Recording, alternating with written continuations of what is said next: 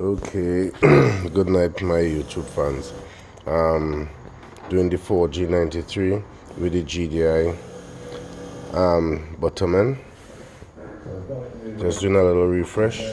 Single cam 93 head,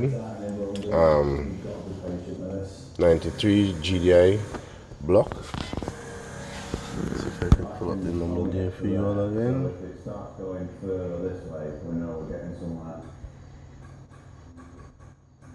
Alright, so 93 bottom end, right? It's still in its experimental phase. I was getting a lot of breaking up. It would not start nor idle properly, but I get to realize, well, it's been sucking in some air through those injectors. So injector number 2, I'm trying to apply some silicone there and I leave it to dry to see, well, what will take place. Right,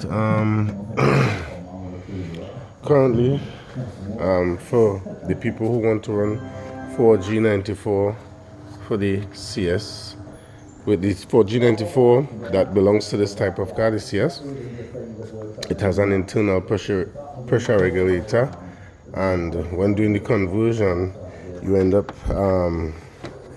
in a situation whereas you have to build a pressure regulator, or you could do like what I am doing. I do not need one, so I will not be using it, but I have a system. This is the pump from a GDI system. This came out of 4G93. 4G15 GDI has the same thing. Right, the pressure regulator here is pretty rusty, but I'm going to grease it up. Right, things are in the experimental stage right now, but I'm going to grease it up, and I'll be using it, but I will not be using this side of it. Right, you notice it has three spouts. 2 are for return. We have this one here, there is a return, and this one here is a return also, right? But this big return here goes to the pressure regulator assembly, right? So for those 94 fellas who has the normal assembly, yeah, you could use this assembly and get an internal pressure regulator, right? But I'll be using this side. It'll just drain straight back into the tank, right? So I took this out because I'm going to put in a high pressure pump, right? I've done a little bits and bobs. Still have a little bits and bobs to do, but trying to install black seating, trying to get a black and cream sorry, scheme going on for the car, which I think you all already know. I have an Android deck to put in there. I'm just trying to finish up the car right now. Right, black door cards. I don't install the antenna because I like it. Right, the car originally came with this antenna, so I just had to buy the screw part and put it in, just like I install the back wiper. Right, these things didn't come, are not natural to the car. I installed them, so I got in an accident and the back window was damaged, so I said I might as well, because I had the motors. So I have 2 motors actually, so I installed one on this car, got the glass with the hole in it, and I installed a back wiper. I want to install a controller and control the wiper so it will stop when I activate it, but I want it to work with reverse, right, and normal, of course, right. I'll also have to install the hose for water to come to the back in order to get the sprayer to work, right. I don't know if I get it deep, but Right, it's right here to spray on the glass. So I have to install a hose right going to the front in order to have the feature, right? But I think I have a pump here. And what else I'll do is I'll spray a bit of that on the spring cup. Now it's back in position. Right. So this is a CS water bottle. Right. So if you notice, it has one pump, right? But when you install this type of system, you will need two. Right. So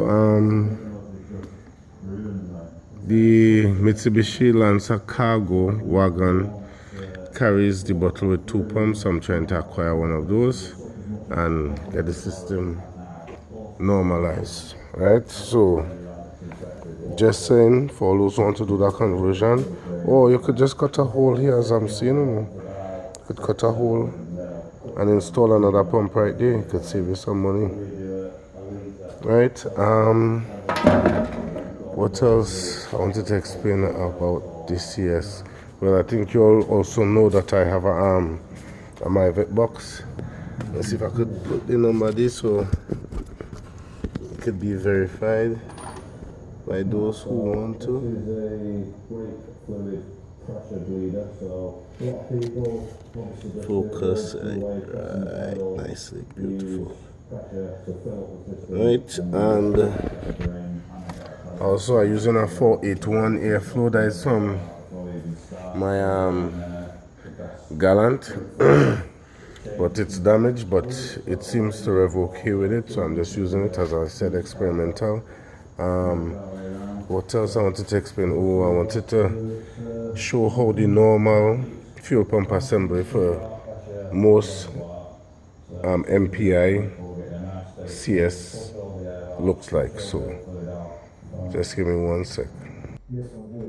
Right, so this is the normal fuel pump assembly for the MPI engines. Alright, looks almost the same, but it doesn't have a fuel pressure regulator system. Alright,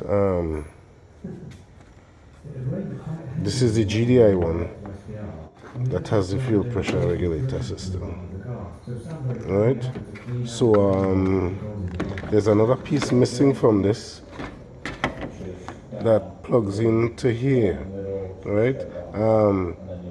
Which is the float with the I think they'll call that a resistor potentiometer that's supposed to go here to show you the fuel level inside on the gauge. But I tried using it on this assembly, but it does not tell the fuel level correctly, right? What happens is on CS, the fuel pump assembly and the fuel gauge are separate places on the tank. So this is where your fuel gauge would be. What one is unplugged? Back in. Okay, me and you will tango. Alright, that's if fuel gauge assembly there, right?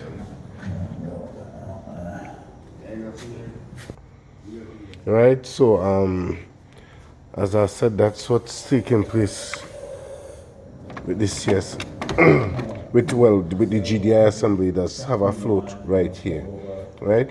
So those are the differences between the two fuel pump assemblies, right? This has a space way too, but if you get it and try to install it, it will not tell the fuel level correctly, right?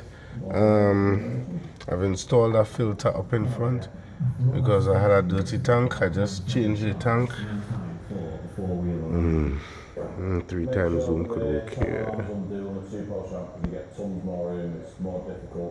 Right, that's the old gas tank there.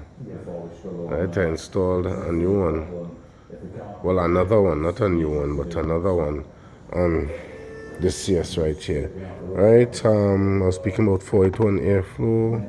Right, I have a little wire organization to do. What else? Another important thing that I inquired. I have to take the wheel back off to really show you, but if you could notice by the crank pulley there, it has a cover that has to go behind it. I found one on an old engine, so I have to install that.